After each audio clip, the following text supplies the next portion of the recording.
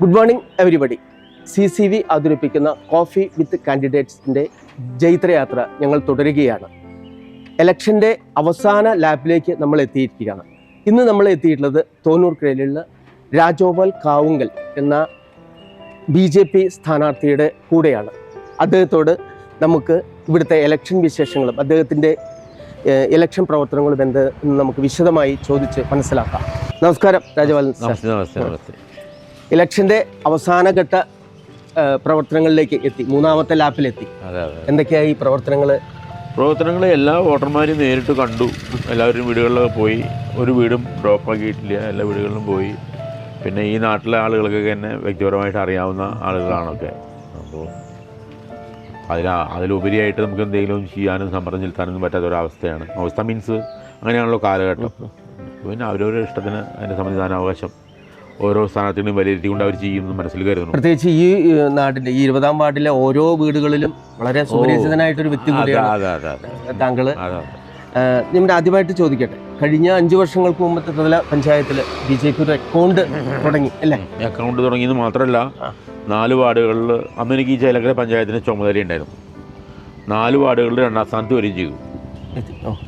അപ്പോൾ ആ ഒരു ശുഭപ്രതീക്ഷയാണ് ഈ ഒരു 2025 ഇലക്ഷനെ BJP. സംശയമൊന്നുമില്ല. പിന്നെ കാലം മാറുമ്പോൾ ജനങ്ങളിലേക്ക് കേന്ദ്ര ഗവൺമെൻറ്റിൻ്റെതായിട്ടുള്ള വികസന പദ്ധതികൾ ഇങ്ങനെ വന്നു ചേരുന്നു. അപ്പോൾ അതൊക്കെ ജനങ്ങൾ ശരിക്കും മനസ്സിലാക്കുന്നുണ്ട്. വാർത്താമാധ്യമങ്ങൾ കൂടെയൊക്കെ നല്ലപോലെ മനസ്സിലാക്കുന്നുണ്ട് ജനങ്ങൾ. അപ്പോൾ അതിൻ്റെതൊക്കെ ആയിട്ടുള്ള കാര്യങ്ങൾ നമ്മുടെ വോട്ടിങ്ങിലും ബാധിക്കുമെന്നാണ് ഞാൻ വിശ്വസിക്കുന്നത്. എന്തൊക്കെയാണ് ഇപ്പം ഈ ഒരു 2025 NDA മുന്നോട്ട് വയ്ക്കുന്ന, അതായത് ഈ ഒരു ചേലക്കര പഞ്ചായത്തിലെ NDA മുന്നണി, കാരണം നിങ്ങളെല്ലാവരും കൂടിയിട്ടുള്ളൊരു മുന്നണി സംവിധാനത്തിൽ നിന്നുകൊണ്ട് എന്തൊക്കെ പ്രവർത്തനങ്ങളാണ്, അല്ലെങ്കിൽ എന്തൊക്കെ ആണ് ജനങ്ങളോട് ഈ ഒരു ചേലക്കരയുടെ വികസനത്തിനെ സംബന്ധിച്ച് നമുക്ക് ബോധ്യപ്പെടുത്താനുള്ളത്? മറ്റൊന്നും പറയാനില്ല. കേന്ദ്രത്തിലെ BJP പ്രഖ്യാപിച്ചിട്ടുള്ള കാര്യങ്ങളിൽ പ്രധാന കാര്യം സബ്കി സാത്ത് സബ്കി വികാസ് എന്നാണ്. എല്ലാവരുടെയും കൂടെ എല്ലാവരുടെയും വികസനം, അതാണ് പ്രഖ്യാപിച്ചിട്ടുള്ളത്. അതുതന്നെയാണ് നമ്മുടെ കാഴ്ചപ്പാട്.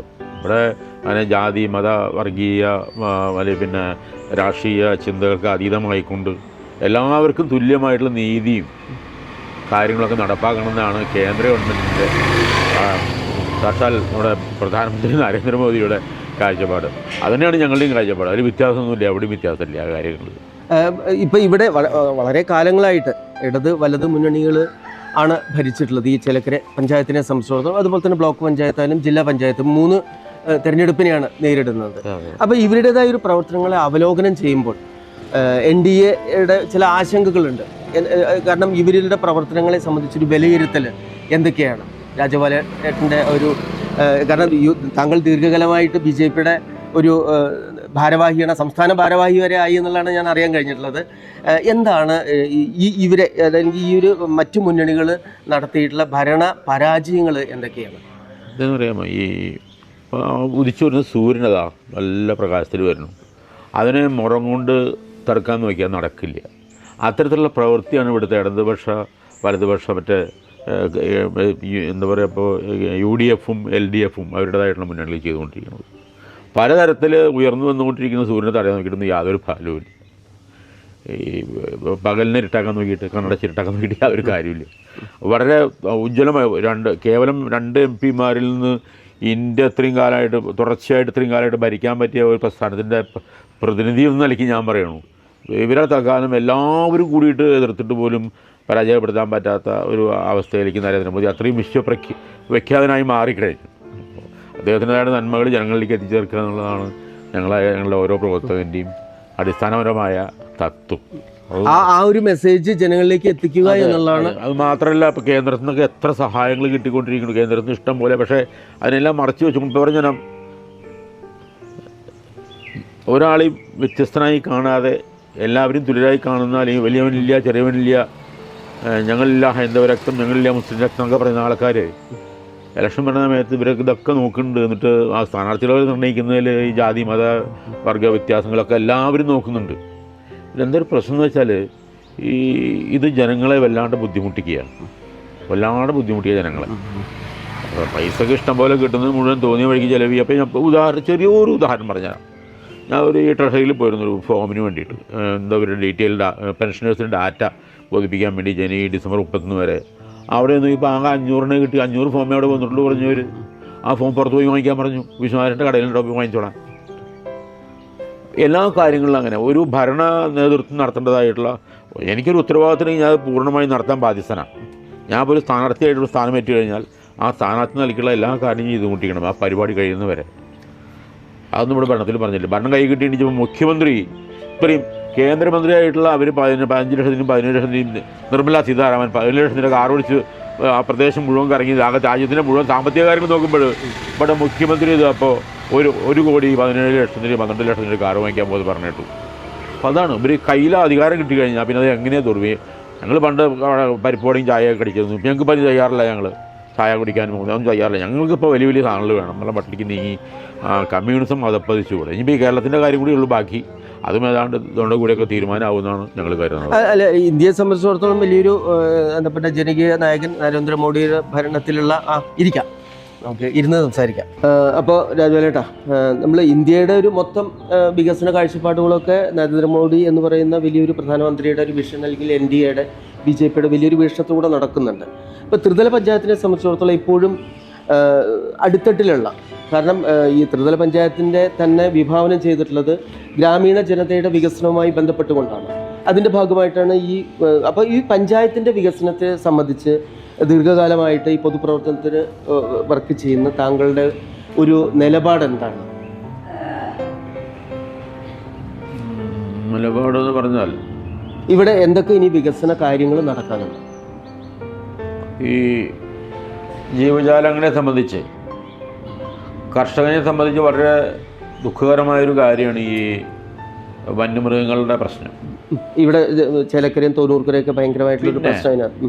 അതായത് യാതൊരു ദീർഘവീക്ഷണവുമില്ലാത്ത തരത്തിലുള്ള പ്രവർത്തികൾ ചെയ്തുകൊണ്ടിരിക്കുന്ന ഉദ്യോഗസ്ഥ വൃന്ദമാണ് ഈ നാട് ഭരിക്കുന്നത്. എന്നൊരു കാരണം എന്ന് വെച്ചാൽ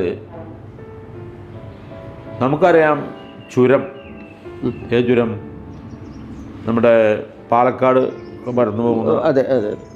ആ ചുരത്തിൻ്റെ അവിടെ ആ തുരങ്കം സൃഷ്ടിച്ച് വാഹന ഗതാഗതം തുടങ്ങുന്നതിന് മുൻപ് തന്നെ ബ്ലോക്ക് ചെയ്യേണ്ടിയിരുന്ന മേഖല ബ്ലോക്ക് ചെയ്യാതെ യഥേഷ്ടം വന്യമൃഗങ്ങൾ മറ്റു ഭാഗങ്ങളിൽ നിന്ന് ഇങ്ങനെ വന്ന് മേഞ്ഞ് ചേലക്കര മേഖലയിൽ തോന്നൂർക്കര മാട്ടുങ്ങൽ ഭാഗത്ത് വരുന്നതിൻ്റെ ഉത്തരവാദിത്വം പൂർണ്ണമായും ഫോറസ്റ്റ് ഡിപ്പാർട്ട്മെൻറ്റ് അല്ലെങ്കിൽ നാട് ഭരിക്കുന്നവർക്കാണ്.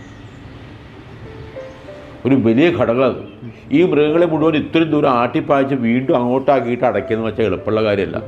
എന്തുകൊണ്ട് സംഭവിച്ചു? നാട് ഭരിക്കുന്നവർ ദീർഘവീക്ഷണമില്ലാതെ കണ്ട ഓരോ കാര്യങ്ങൾ ചെയ്തുകൊണ്ടാണ്. അവിടെ തുറന്നു കൊടുക്കുന്നതിന് മുമ്പ് തന്നെ ബ്ലോക്ക് ചെയ്യണമായിരുന്നു.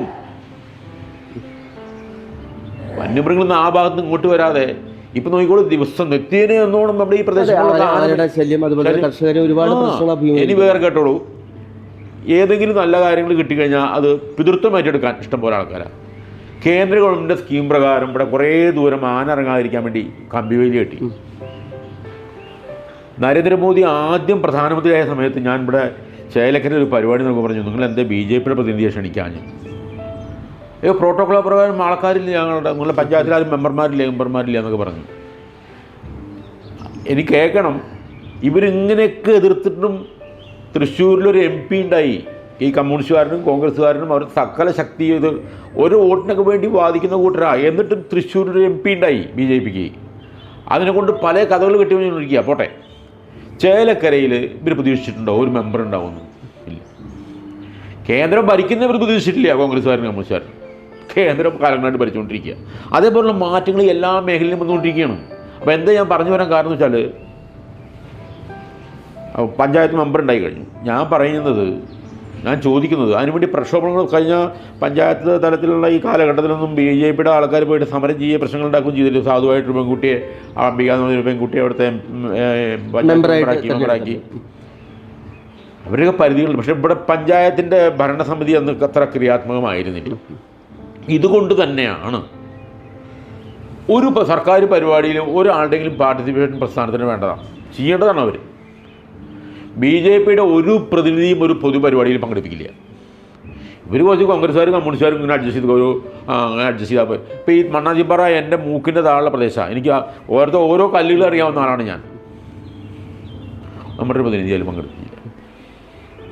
ഈ സർക്കാരിൻ്റെ ഈ ഫെൻസിങ് കെട്ടി എത്ര ചുമന്ന കമ്പിയോട്ട് വേലും കെട്ടി അതിന് മുകളിലൊക്കെ ആനപ്പം ഇനി മരം കൊണ്ട് തട്ടി കെട്ടിട്ട് അതിന് മുകളിൽ അങ്ങ് സുഖമായിട്ട് കിടന്നു പോരും. നമ്മളെക്കാളൊക്കെ ബുദ്ധിയുണ്ട് ആനയ്ക്ക്. ഈ പ്രദേശം ഈ അറ്റം വരെ ഞങ്ങൾ അപ്പുറത്ത് പോയി ഈ പ്ലാന്റേഷൻ്റെ അവിടെ. അപ്പോൾ അവിടെ നിന്ന് ശങ്കറിൻ്റെ വീടിൻ്റെ അവിടെ ചിലപ്പോൾ ശങ്കർ പറയാം ആയിട്ടാ ഇവിടെ ഉണ്ട് വന്ന് നിൽക്കണോ ആന. പിന്നെ ഞാൻ ഈ കാടിൻ്റെ മുകളിൽ കയറി ഞങ്ങൾ വോട്ടറുടെ വീട്ടിൽ. അപ്പോൾ പറഞ്ഞു അവർ മുറ്റത്തിൻ്റെ അവിടെ വന്ന് നിൽക്കരുത് ആന. എങ്ങനെ സമാധാനമായിട്ട് ഇനി വേറെ നിൽക്കണോ? സ്ഥലത്തിൻ്റെ വില ഗണ്യമായി ആ പ്രദേശങ്ങളിലെ ആൾക്കാർ ഇപ്പോൾ കിട്ടും 70,000 80,000 എന്ന് പറയുന്ന ഭൂമിയുടെ വില വാങ്ങിക്കാൻ ആളില്ല. ഈ പ്രദേശം മുഴുവൻ വന്യമൃഗങ്ങളുടെ ശല്യം കാരണം ഇത് വിറ്റിട്ട് എന്തെങ്കിലും കടം വിട്ടാന്ന് കരുതുന്ന ഒരുപാട് ആളുകൾ നമ്മുടെ മേഖലയിലുണ്ട്. എന്തിനേറെ പറയുന്ന ഈ പ്രദേശം മുഴുവൻ മൈക്രോ ഫൈനാൻസിൻ്റെ കേന്ദ്രമാണ്. ഒരു വീട്ടിൽ ചില വീടുകളിൽ 2 തവണ 3 ആളുകൾ ആഴ്ചയിലെ 7 ദിവസങ്ങളിലും ആൾക്കാർ 6 ദിവസത്തിലും ആൾക്കാർ കയറി ഇറങ്ങുന്ന വീടുകൾ മുഴുവൻ ഈ മൈക്രോ ഫൈനാൻസ് സാമ്പത്തികമായി അതാണ്. ജനങ്ങൾക്ക് ജീവിക്കാൻ സുഖമായിട്ട് ജീവിക്കണം. പക്ഷേ കടം വാങ്ങിക്കൂട്ടി ഇവരിങ്ങനെ പറയുന്നുള്ള വലിയ വികസന കാര്യങ്ങൾ എന്തിനേറെ പറയുന്നു. 10-25 കിലോ അരി കിട്ടുന്നുണ്ട് കേന്ദ്രത്തിൻ്റെ.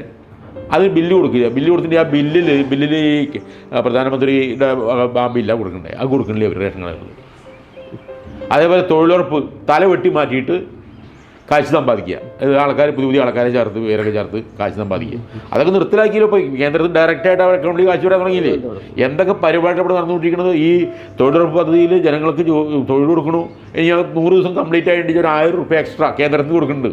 അതും അതിൻ്റെ പിതാവാൻ കാത്തുകയാണ് ഇപ്പോൾ കേരളത്തിലെ സർക്കാർ. അങ്ങനെ സകല മേഖലകളിലും അഴിമതി മാത്രമല്ല അത് എല്ലാം എൻ്റേതാക്കി തീർക്കാനുള്ള പരിപാടി. ഞാൻ നേരത്തെ പറഞ്ഞില്ലേ മുഖ്യമന്ത്രിയുടെ കാര്യം, കാറിൻ്റെ കാര്യം.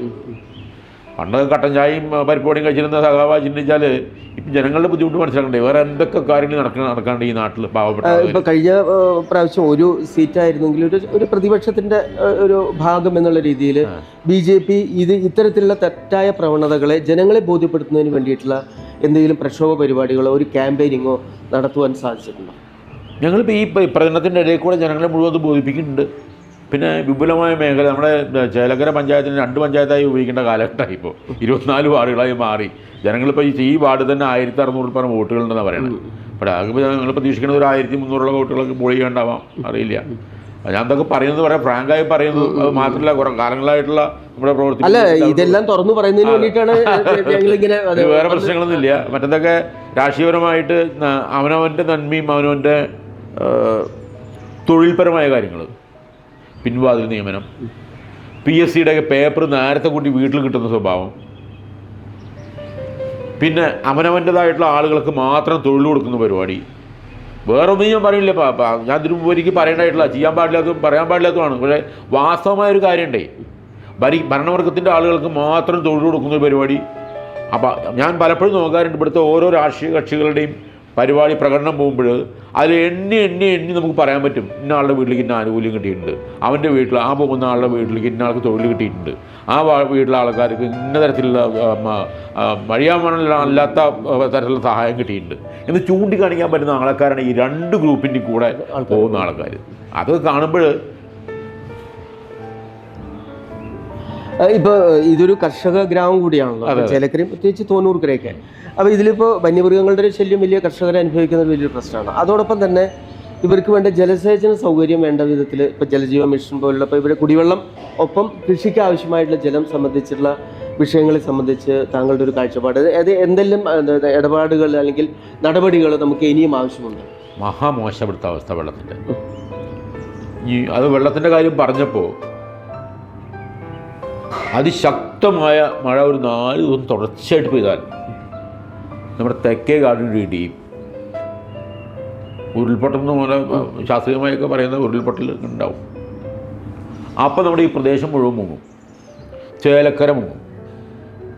എവിടുന്നായി വെള്ളം വരുന്നത് അറിയില്ല. ഭൂമിയുടെ ഉള്ളിൽ ഇഷ്ടംപോലെ ഡാം ഒന്ന്, കുറച്ചിങ്ങോട്ട് നീങ്ങി താഴത്തേക്ക് ഇറങ്ങിയ വാഴാനി ഡാം, കുറച്ച് അങ്ങോട്ട് നീങ്ങിയിട്ട് പീച്ചി ഡാം, കുറച്ച് അങ്ങോട്ട് നീങ്ങിയ പൂമല ഡാം, അതൊക്കെ അവിടെ ഒന്നോട്ടെ. പക്ഷേ ഈ 3 നോക്കിയാൽ മതി. ഇതിനിടയിൽ കൂടെ പാടില്ലാത്ത പല കാര്യങ്ങളും നാട്ടിൽ നടക്കുക. മണ്ണെടുപ്പ്, പുതിയ സംരംഭങ്ങൾ വരൽ, ഈ ആൾക്കാരുടെ താമസ സൗകര്യത്തിനുണ്ട് റിസോർട്ടുകൾ വരൽ, വില കുറഞ്ഞ നിലയ്ക്ക് ആൾക്കാർ ഇഷ്ടംപോലെ ഭൂമി വെച്ചുകൊണ്ടിരിക്കുക. ആ ഭൂമി വിറ്റ് കഴിഞ്ഞാൽ അതിനെ യൂട്ടിലൈസ് ചെയ്യാൻ വേണ്ടി ആൾക്കാർ അപ്പുറത്ത് നിൽക്കുന്നുണ്ട്. നിങ്ങൾക്ക് അറിയുമെന്ന് അറിയില്ല, ഒരു മലയുടെ നേരെ മുകളിൽ റിസോർട്ട് വരിക. അവിടെ ഇപ്പോൾ അവർ എന്തൊക്കെ ചെയ്തു ഞാൻ കാണാൻ പോയിട്ടില്ല. അതിന് പെർമിറ്റ് ചെയ്തിട്ടുണ്ട് ഈ പഞ്ചായത്ത്. അപ്പോൾ ഞാനത് ഒരു വേദിയിൽ ഉന്നയിച്ചപ്പോൾ അവിടുത്തെ ഒരാൾ പറഞ്ഞത് എന്താ വെച്ചാൽ ഇവിടുത്തെ ഭരണവർഗത്തിൻ്റെ ആൾ പറഞ്ഞത് അവിടെ ഒരുപാട് തൊഴിൽ കിട്ടില്ല എന്നാണ്. ആളുകൾക്ക് തൊഴിൽ കിട്ടുന്നതോടൊപ്പം തന്നെ അവിടുത്തെ സുരക്ഷ അവരുടെ താഴ്ത്ത ആ പ്രദേശത്ത് താമസിക്കുന്ന കുറേ പാവപ്പെട്ട കുടുംബങ്ങളുണ്ട്. ഇപ്പുറത്തെ കാവുണ്ട്, അപ്പുറത്ത് കുളമുണ്ട്. അവിടെ ഇതേപോലെ ശക്തമായ ഒരു 4, 5, 6 ദിവസം മഴ ഇങ്ങോട്ട് പെയ്താൽ അവിടെ ഒരു ഉരുൾപൊട്ടൽ ഉണ്ടാവില്ല. നമുക്ക് എങ്ങനെ വ്യാഖ്യാനിക്കാൻ പറ്റും? എങ്ങനെ പറയാൻ പറ്റും? മുൻകാഴ്ച യാതൊരു അതിന് ഒന്നും ചെയ്തിട്ടില്ല. അതേപോലെ പിന്നെ അവിടെയുള്ള ജനങ്ങൾ ഇതിന്റെ പേരിൽ ആശങ്കയുള്ള ആൾക്കാർ താഴത്ത് ഇഷ്ടംപോലെ ഉണ്ട്. പക്ഷെ പറഞ്ഞിട്ട് കാര്യമില്ല. പ്രബലരായിട്ടുള്ള ആൾക്കാരാണ് ഈ ഭൂമി ചെയ്യുന്നത്. റോഡൊക്കെ കുന്നിൻ്റെ മുകളിൽ ഇങ്ങനെ കയറ്റിക്കൊണ്ട് ഈ മണ്ണാന്തി പറഞ്ഞ അവിടെ നിന്ന് അങ്ങനെ പോയിട്ട് ആ റോഡ് അവിടെ ഇങ്ങനെ പോയിട്ട് ആൾക്കാരെ പോയി കണ്ടുവരുന്നുണ്ട്. അവിടെ നിന്ന് അവർ നോക്കുമ്പോൾ പ്രകൃതി രമണീയമായിട്ടുള്ള സ്ഥലങ്ങളാണ് ഈ കാണുന്നത് മുഴുവൻ. അവിടെ നോക്കിയിട്ടുണ്ടെങ്കിൽ ഈ പ്രദേശം മുഴുവൻ കാണാം, പാട് മലകളൊക്കെ. ഞാൻ വേണമെച്ചാൽ ഡോക്ടർ സാറിന് അത് കാണിച്ചു തരാൻ പറ്റും തോന്നുന്നു എനിക്ക്. പ്രിയേ, അതെ, ആ ആൽബം എടുത്ത് തരൂ. ഞാൻ 85 സൗദി അറേബ്യയിൽ നിന്ന് വന്നപ്പോൾ ആ മലയുടെ എൻ്റെ ആ പഴയ ആൽബം എടുത്ത് തരൂ. ആ 2 ആൽബം എവിടെ ഇരിക്കണത്? ഇവിടെ തന്നെ ആവുമല്ലോ. വലുതോ ചെറുതോ ഏതെങ്കിലും? പതുക്കെ നീ ഓടി വീണ്ട കേട്ടോ, പുലിവാലുണ്ടാക്കല്ലേ. ഭയങ്കര ഏറ്റവും ഹൈറ്റ് കൂടിയ പ്രദേശമാണ് ഈ പ്രദേശത്തിൻ്റെ. അതിൻ്റെ മുകളിലാണ് ഞാൻ ഒരു ദിവസം ഈ എനിക്ക് കുറച്ച് ഈ മരങ്ങളൊക്കെ ആയിട്ട് കുറച്ച് സ്നേഹമുള്ള ആളാണ്. അപ്പോൾ 76 ഞാൻ ചൊവ്വക്കാവ് കൊണ്ടൊരു തറന്ന് അടിഞ്ഞൊരു ക്ഷേത്രം ഉണ്ടായിരുന്നു. തറ മാത്രമേ ഉള്ളൂ. അവിടെ ഞാൻ ഒരു ആനന്ദി നട്ടിട്ടുണ്ട്. അതിപ്പോൾ 40-49 കൊല്ലമായി. അത് വെട്ടിക്കളഞ്ഞ ഒരിക്കലും ഇവിടുത്തെ വിപ്ലവകാരികൾ. RSSൻ്റെ സ്ഥലമെന്നൊക്കെ പറഞ്ഞ് RSSരുടെ ശാഖ എടുത്താന്നൊക്കെ പറഞ്ഞാൽ വെട്ടിക്കളഞ്ഞു. അത് വീണ്ടും പൊടിച്ചു വന്ന് ഞാൻ പിന്നെ സൗദി അറേബ്യയിൽ വന്ന സമയത്ത് അതിന് തറയെ കെട്ടി. ഇപ്പോൾ ഈ നാട്ടിൽ വെട്ടിക്കളഞ്ഞ ആൾക്കാരൊക്കെ അതിനുള്ള പോയിരിക്കുന്നത്. ചൊവ്വാക്കാവിൽ ആനന്ദിയുണ്ട്. 49 വർഷമായി. വലിയ മരമായിട്ട് നിൽക്കുക. അവിടെ ഞാൻ ഒരു ദിവസം ഇങ്ങനെ യാദൃശ്യമായിട്ട് പോയപ്പോൾ അവിടെ ഒരു കുട്ടേട്ടൻ ഇരിക്കുന്നു. കുട്ടേട്ടൻ ചോദിച്ചു, കുട്ടേട്ട എന്താ അതിൻ്റെ മുകളിൽ ഒരു മണ്ണ് കണ്ട് മലയുടെ മുകളിൽ? അതറിഞ്ഞില്ലേ? രാജൻ അറിഞ്ഞില്ലേ? അത് എന്ത് റിസോർട്ട് വരില്ലേ അവിടെ? റിസോർട്ടാണ്. എടാ, ഞാൻ അറിഞ്ഞതേ ഉണ്ടായിരുന്നില്ല. നോക്കുമ്പോൾ ഒന്നുറപ്പ് പഞ്ചായത്ത് ഭരണകൂടത്തിൻ്റെ പിന്നെ പ്രകൃതി സംരക്ഷിക്കുന്ന ആൾക്കാരുടെ അതിന് അധികാരപ്പെട്ട എല്ലാ ഉദ്യോഗവർഗത്തിൻ്റെയും അതിനെ സംബന്ധിച്ച് ഒരു സർവേ സ്റ്റഡിയൊക്കെ നടത്തിയതിന് ശേഷമല്ലേ അത് എല്ലാ തരത്തിലും കിട്ടാനുള്ള സാധ്യത ഉണ്ടപ്പോഴേ. ഇതെല്ലാം രാഷ്ട്രീയാനുവർത്തികളായിട്ടുള്ള ആൾക്കാർ. ഇപ്പം ഞാൻ പറഞ്ഞുതരാം, ഏത് ഡിപ്പാർട്ട്മെൻറ്റിലാണ് ഇവരുടെ ആൾക്കാർ യൂണിയനില്ലാത്തത്? എല്ലാ കാര്യങ്ങളും ലീക്ക് ഔട്ട് ആവുമല്ലേ. പാസ്പോർട്ട് ഓഫീസിൽ വേക്കൻറ്റ് വന്നാൽ അപ്പം അറിയായി അവരുടെ ആൾക്കാരെ കുത്തിക്കയറ്റായി. വില്ലേജ് ഓഫീസിൽ വേക്കൻറ്റ് വന്നാൽ ഇവരുടെ യൂണിയൻ്റെ ആൾക്കാരെ അറിയായി കിട്ടി. സ്കൂൾ യൂണിയൻ PTA കമ്മിറ്റിയിൽ PTA ഹൈസ്കൂളിൽ ടീച്ചർ ഒഴിവ് വന്നാൽ ഇവരെ പാർട്ടിക്കാരെ അറിയായി. അപ്പോൾ അവരുടെ ആൾക്കാരെ സപ്പോർട്ട് ചെയ്യും.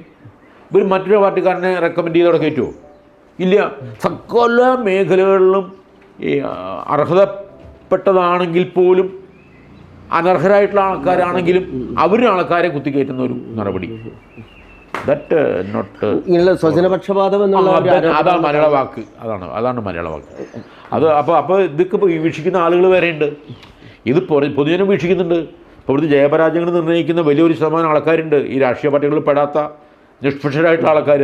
അവരാണത് വീക്ഷിക്കണതും ചെയ്യണതും. അവരിത് കണ്ടുകൊണ്ടിരിക്കുകയാണ്.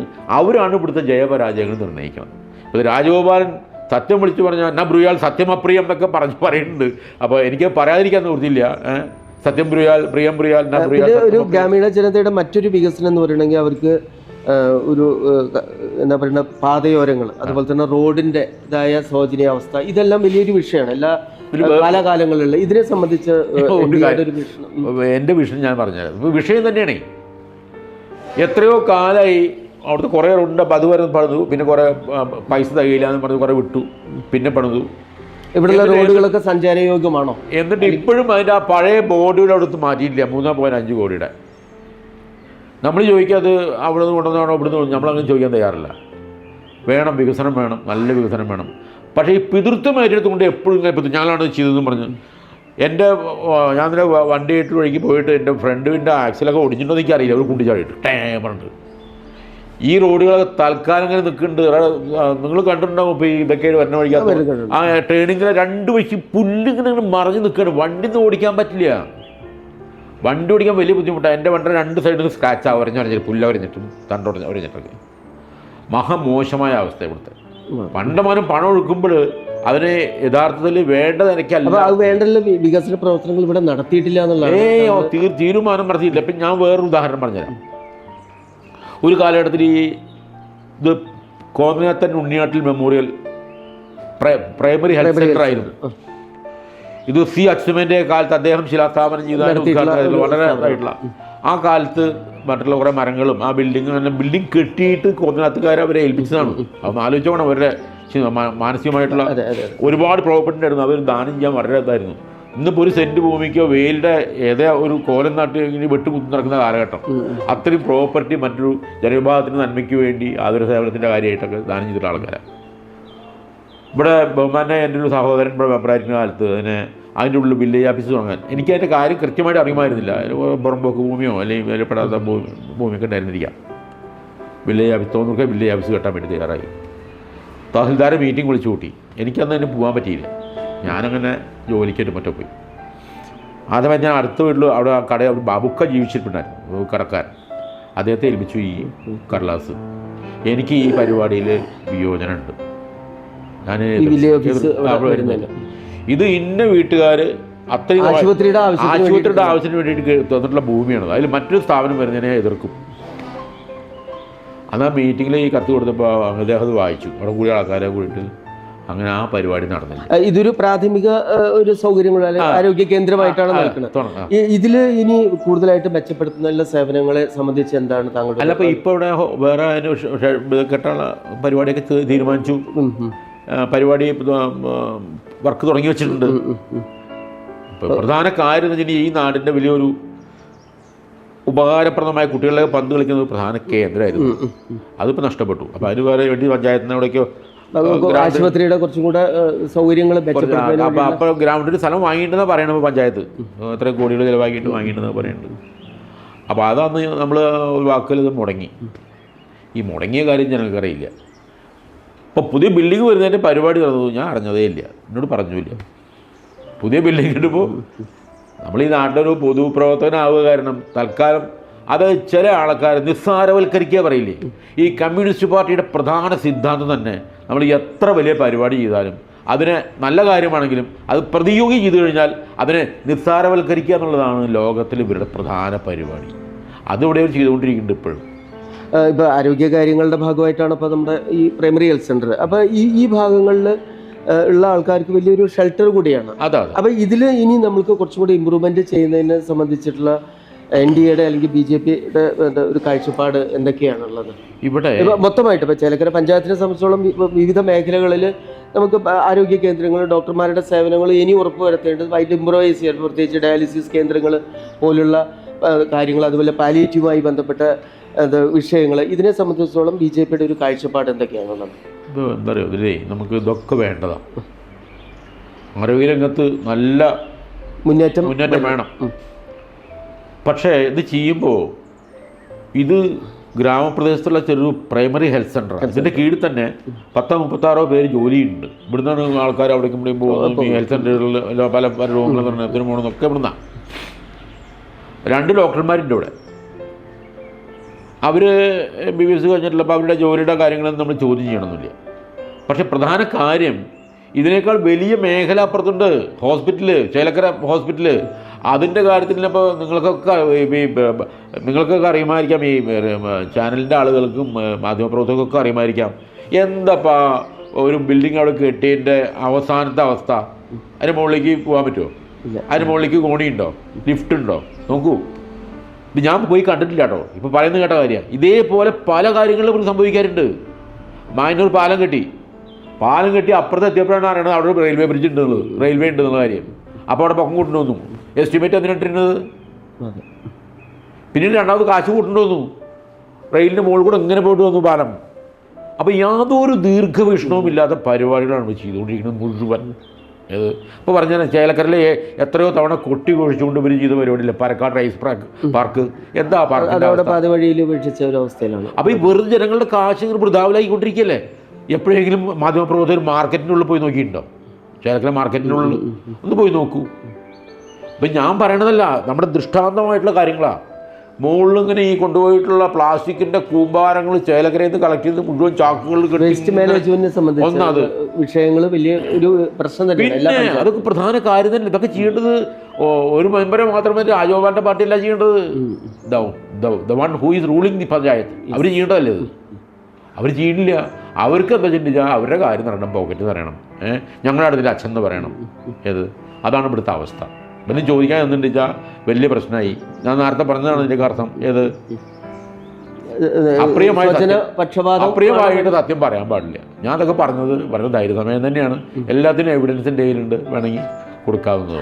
ഇനി ഗ്രാമീണ ജനതയെ സംബന്ധിച്ചോളം വലിയൊരു വിഷയമാണ് വീട് എന്നുള്ള ഒരു, കാരണം ഇപ്പോൾ പ്രധാനമന്ത്രി ആവാസ് യോജന പോലുള്ള കാര്യങ്ങൾ, അങ്ങനെ ഒരുപാട് വിഷയങ്ങളുണ്ട്. അപ്പം ഇവിടെ ഇപ്പോൾ വീടില്ലാത്തവരും സ്വാഭാവികമായിട്ട് ചേലക്കര പഞ്ചായത്തിലുണ്ട്. പ്രത്യേകിച്ച് ഈ പറയുന്ന മണ്ണാത്തിപ്പാറയും അതുപോലെ തന്നെ ഈ ഒരു ഗ്രാമീണ ജനതയുടെ ഇതിൻ്റെ ഇടയ്ക്ക് ഇതിന് അർഹതപ്പെട്ടവർക്ക് കിട്ടുന്നതിന് വേണ്ടിയിട്ടുള്ള സംവിധാനം നമുക്ക് ഏർപ്പെടുത്തുന്നതിന് ഉള്ള പ്രവർത്തനങ്ങൾ NDAയുടെ ഭാഗത്ത് നിന്ന് BJPയുടെ ഭാഗത്ത് നിന്ന് നമുക്ക് എന്തൊക്കെ നമ്മുടെ നമുക്കൊരാൾ കൂടി ഇവിടെ വന്നിട്ടുണ്ട്. അദ്ദേഹം അതിൻ്റെ കാര്യങ്ങൾ വ്യക്തമായി പറഞ്ഞുതരും. ഇത് ഞങ്ങളുടെ ഈ കേന്ദ്ര പദ്ധതികളുടെ ഈ വീടുകളൊക്കെ ജനങ്ങൾക്ക് കൊടുക്കുന്നതിൻ്റെ ഇവിടുത്തെ ലിസ്റ്റ് ഉണ്ടാക്കുന്ന ആളാണ്. റിട്ടയേർഡ് ഓഫീസറാണ്. അദ്ദേഹം കൂടുതൽ നേരിട്ട് പരിചയപ്പെടും. പറഞ്ഞോളൂ, വരും. Welcome Vijay sir. താങ്കൾ ഒരു റിട്ടയേർഡ് ആർമി കൂടെയാണ്. ഡിഫൻസിൽ നിന്ന് സിവിലിയനായിട്ടായിരുന്നു. നമുക്ക് ആർമി, എയർഫോഴ്സ്, നേവി, പാരാമിലിറ്ററിക്ക് വേണ്ട യുദ്ധോപകരണങ്ങൾ ഉണ്ടാക്കുന്ന സ്ഥലത്തായിരുന്നു ജോലി. 38 വർഷം കൽക്കത്തയിൽ ഉണ്ടായിരുന്നു. അപ്പോൾ നമ്മളിപ്പോൾ കോഫി വിത്ത് കാൻഡിഡേറ്റ്സ് എന്ന ഒരു പ്രോഗ്രാം എന്ന് തന്നെ നമുക്ക് ഓരോ കാൻഡിഡേറ്റ്സിനും അവർ പ്രതിനിധാനം ചെയ്യുന്ന പാർട്ടിക്കും അല്ലെങ്കിൽ മുന്നണിക്കും എന്തെല്ലാം കാര്യങ്ങൾ ജനങ്ങളുമായിട്ട് സംവദിക്കണം എന്നുള്ളതിനെ സംബന്ധിച്ചുള്ളൊരു വിഹക വീക്ഷണം നിങ്ങൾക്ക് ജനങ്ങളോട് ഈ മീഡിയ വഴിയാണ് പറയാനുള്ളത്. അതിനെ സംബന്ധിച്ചാണ്. അപ്പോൾ ഞങ്ങളിപ്പോൾ ചർച്ച ചെയ്തുകൊണ്ടിരുന്നത് നമ്മൾ അതായത് ഇവിടെ ഗ്രാമീണ ജനതയുടെ ഇടയിൽ ഇപ്പോഴും വലിയൊരു വിഷയമാണ്. നമ്മൾ സ്വാതന്ത്ര്യ അനന്തര ഇന്ത്യയുടെ ഇത്രയും കാലഘട്ടം കഴിഞ്ഞിട്ടും വീടില്ലാത്ത ഒരുപാട് വിഭാഗം ഇന്നുമുണ്ട്. ഇതിനെ സംബന്ധിച്ച ഒരു ചർച്ചയായിരുന്നു പറഞ്ഞത്. അതിനിടയ്ക്കാണ് സാറ് വന്നത്. എന്നാലും അതിനെ സംബന്ധിച്ച് നന്ദി. ആക്ച്വലി 2014 മുതൽക്കാണ് ഈ ആവാസ് യോജന എന്നുള്ള സ്കീം പുറത്തു വന്നത്. കേന്ദ്ര ഗവൺമെൻറ്റിൻ്റെ മോദിജിയുടെ ഒരു വിഭാവനം ചെയ്തിട്ടുണ്ട്. പക്ഷേ നിർഭാഗ്യവശാൽ കേരള ഗവൺമെൻറ് അതിനെ അട്ടിമറിച്ചുകൊണ്ട് ലൈഫ് എന്ന് പറഞ്ഞിട്ട് പേരിട്ട് കൊടുത്തു. അതിന് എന്നിട്ട് ലൈഫ് എന്ന് പേരിട്ട് മാത്രമല്ല, അന്നൊക്കെ നമുക്ക് നേരിട്ടൊന്നും ചെയ്യാൻ പറ്റില്ല. പഞ്ചായത്തിൽ കൊണ്ട് ആപ്ലിക്കേഷൻ കൊടുക്കാൻ മാത്രമേ പറ്റുള്ളൂ. ആ ആപ്ലിക്കേഷൻ അപ്ലോഡ് ആയോ എന്ന് പോലും നമുക്ക് അറിയാൻ പറ്റത്തില്ല. അങ്ങനെ ഒരു സംവിധാനം ഉണ്ടായിരുന്നുകൊണ്ട് തീർച്ചയായിട്ടും ഇതിൻ്റെ ഫീഡ്ബാക്ക് കേന്ദ്രത്തിലേക്ക് പോയിട്ട് അതിനെ ഇതായിട്ട് ആവാസ് യോജന, PM ആവാസ് യോജന 2024 എന്ന് പറഞ്ഞിട്ട് ആപ്ലിക്കേഷൻ, മൊബൈൽ ആപ്ലിക്കേഷൻ വരിക്ക് നമുക്ക് സർവേ നടത്തി കൊടുക്കാനുള്ള സംവിധാനം ഉണ്ടായി. അപ്പോൾ അതിലെന്താണെന്ന് വെച്ചാൽ ഈ അട്ടിമറി അവസാനിച്ചു. അപ്പോൾ നമ്മുടെ സെൽഫ് ഫോണിൽ, നിങ്ങളുടെ ഫോണിൽ തന്നെ നിങ്ങൾക്ക് നിങ്ങളുടെ വീടിൻ്റെ സർവേ നടത്തിയിട്ട് ഡാറ്റ അപ്ലോഡ് ചെയ്യാം. അർഹതപ്പെട്ടതാണെങ്കിൽ അല്ലെങ്കിൽ ശരി, പഞ്ചായത്ത് സർവേയർ നിങ്ങളുടെ വീട്ടിൽ വന്ന് ആ ഡാറ്റ പരിശോധിക്കും. അർഹതപ്പെട്ടാണെങ്കിൽ റെക്കമെൻഡ് ചെയ്യും. അതിന് യാതൊരുവിധ രാഷ്ട്രീയ സ്വാധീനം സംഭവമില്ല. ഇപ്പം ഞാൻ 2022 റിട്ടയർ തന്നപ്പോൾ 24 ഈ സ്കീമിനെ കുറിച്ച് അറിഞ്ഞത്. അപ്പം തന്നെ പാർട്ടിയുടെ നിർദ്ദേശം ഒന്നും ഉണ്ടായിട്ടല്ല, സ്വയം അങ്ങ് ഇറങ്ങി തിരിച്ച് നമ്മുടെ പ്രവർത്തകരുണ്ട്. അത് മുകളിൽ നിന്നുള്ള നിർദ്ദേശം, ട്രെയിനിങ് തന്നു ഞങ്ങൾക്ക്. BJPയുടെ ഒരു കൺവെൻഷനിൽ വെച്ചിട്ട് ഇതിനുള്ള ട്രെയിനിങ് തന്നു, ഈ ആപ്പ് എങ്ങനെ ഉപയോഗിക്കാം. അപ്പോൾ ആ ട്രെയിനിങ് കിട്ടിയാൽ അറ്റ്ലീസ്റ്റ് നമ്മുടെ ഈ ചേലക്കര മണ്ഡലത്തിൽ, BJPയുടെ മണ്ഡലം എന്ന് വെച്ചാൽ തിരുവിതാംകൂർ തൊട്ടിട്ട് ചെറുതുരുത്തി വരെ, അതാണ് ചേലക്കര മണ്ഡലം. ഞങ്ങൾ 2-3 പേര് ഇതിനെ സ്വായത്തമാക്കി, ആ ആപ്പിനെ ഉപയോഗിക്കുന്ന രീതി. എന്നിട്ട് ഞങ്ങൾ 3 പേര് അങ്ങ് ഇറങ്ങി തിരിച്ചു. ഞാൻ ഒറ്റയ്ക്ക് ഒരു 75 പേർക്ക് ഈ PM ആവാസ് യോജനയിൽ സർവേ ചെയ്ത് കൊടുത്തു. അത് 75 പേരെന്ന് വെച്ചാൽ തോന്നൂർക്കര, വട്ടുള്ളി, ഈ മണ്ഡലത്തിൽ, ചേലക്കര മണ്ഡലത്തിൽ, പഴയന്നൂർ വരയ്ക്ക് മണ്ഡലത്തിൽ പലയിടത്ത് 75 പേർക്ക് നമ്മൾ ചെയ്തു കൊടുത്തു സർവേ. പിന്നെ 25 പേർക്ക് ചെയ്തു കൊടുത്തു. പക്ഷെ അത് അപ്ലോഡ് ചെയ്യാൻ പറ്റില്ല, അപ്പോൾ ഡേറ്റ് ക്ലോസ് ആയി. 75 പേരിൽ 75 പേരും വീട്ടിൽ സർവേയർ എത്തിയിട്ടുണ്ട്. now it is up to surveyor to decide whether they are eligible or not. പക്ഷെ നമുക്ക് കഴിയാമെന്ന് തന്നെ ആൾക്കാർക്ക് സന്തുഷ്ടി. മിക്കയിടത്തും ഞങ്ങൾ ചെന്നപ്പോൾ പ്രത്യേകിച്ച് തോന്നിട്ട് രാജേട്ടൻ്റെ മണ്ഡലം ഉണ്ടല്ലോ, ഈ പ്രദേശത്ത് ചെന്നപ്പോൾ അറിയാൻ കഴിഞ്ഞത് അയ്യോ വിജയേട്ട അതൊക്കെ ഞങ്ങളുടെ ലൈഫിലുള്ള പരിപാടിയാണ്. അപ്പോൾ എത്ര കൊല്ലം കൊടുത്തു വെച്ചു, അത് 2-3 കൊല്ലമായിട്ട് ലൈഫിൽ കിടക്കേണ്ടത്. ഒരു കാര്യം ചെയ്യും, ഈ ആപ്ലിക്കേഷൻ ഉപയോഗിച്ച് നമ്മൾ അപ്ലോഡ് ചെയ്യുമ്പോൾ ലൈഫിലുണ്ടെങ്കിൽ അക്സെപ്റ്റ് ചെയ്യില്ല. ലാസ്റ്റിൽ അപ്ഡേഷൻ ഇത് സബ്മിഷൻ വരുമ്പോൾ MGNRI എക്സിസ്റ്റ് എന്ന് കാണിക്കും. അതിനർത്ഥം ലൈഫിൽ ഇത് കയറ്റിയിട്ടുണ്ട്. 90% ആളുകൾക്ക് വായോണ്ടുള്ള പറച്ചിലുണ്ടായിട്ടുള്ളൂ. 90% ആളുകൾക്ക് നമുക്ക് അപ്ഡേറ്റ് ചെയ്യാൻ പറ്റി. അതിനർത്ഥം അവർക്ക് കൊടുത്തിട്ടുണ്ടായിരുന്നില്ല, ലൈഫിലുണ്ടായിരുന്നില്ല. ഇത് ആൾക്കാർക്ക് ബോധ്യമായി. അപ്പോൾ ഈ സർവേയർ വരുമ്പോൾ പഞ്ചായത്ത് മെമ്പർ ഒപ്പം വരും. അപ്പോൾ ഈ സർവേയർ വന്ന് ചോദിക്കുന്നുണ്ട് ഇത് നിങ്ങൾക്ക് ആരാ മൊബൈലും ചെയ്തതെന്ന്. അപ്പോൾ അവർ പറഞ്ഞു ഒരു വിജയേട്ടൻ വന്നിട്ട് ചെയ്തത് എന്താണെന്ന് പറഞ്ഞു. അപ്പോൾ ഈ ഉടനെ മെമ്പർ തന്നെ തിരുത്തും, അല്ല അത് ഞങ്ങൾ ലൈഫ് പദ്ധതിയിലാണെന്ന് പറഞ്ഞു. അപ്പോൾ അതൊക്കെ പണ്ട്.